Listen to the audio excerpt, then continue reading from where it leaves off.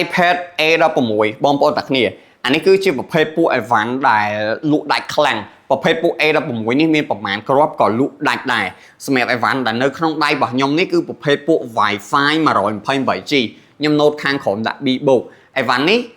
អ្វីដែលវាស្ទើរហ្នឹងគឺវាស្ទើរទៅលើកញ្ចក់វាមានស្នាមឆ្កូតសរសៃសក់តិចតិចដោយសារតែខ្ញុំពិបាកថតមែនតើហើយដូចខ្ញុំបញ្ជាក់នៅក្នុងវីដេអូចឹងគឺវាស្ទើរកញ្ចក់វាស្ទើរនេះឆ្កូតសរសៃសក់បែបហ្នឹងអញ្ចឹងសម្រាប់បងប្អូនអ្នកគ្នាដែលគាត់មានតម្រូវការជាមួយប្រភេទពួក iPad នេះហើយចង់សំចៃលុយតែខ្ញុំបញ្ជាក់អានេះទោះបីវាឆ្កូត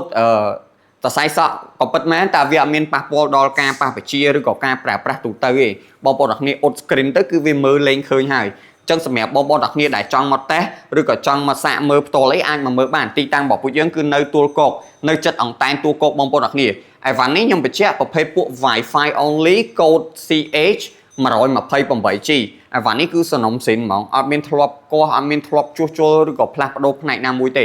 តួវ៉ាន់ជំវិញអីគឺស្អាតប៉ុន្តែដូចខ្ញុំបញ្ជាក់អញ្ចឹងវាឆ្កូតកញ្ចក់ណាឆ្កូតសរសៃសក់នៅលើកញ្ចក់អញ្ចឹងសម្រាប់បងប្អូនអ្នកគ្នាដែលអត់ប្រកាន់ហើយចង់បានអីវ៉ាន់ដែលមកសមរម្យយកទៅប្រើអាចប្រើមួយគ្រាប់នេះបានតម្លៃល្អហើយអីវ៉ាន់នេះខ្ញុំមានតែមួយគ្រាប់ទេណាអញ្ចឹងសម្រាប់បងប្អូនអ្នកគ្នាដែលចង់បានវឺតលឿនមកទីតាំងរបស់ពួកយើងនៅទួលគោកមកមើលផ្ទាល់បានអរគុណ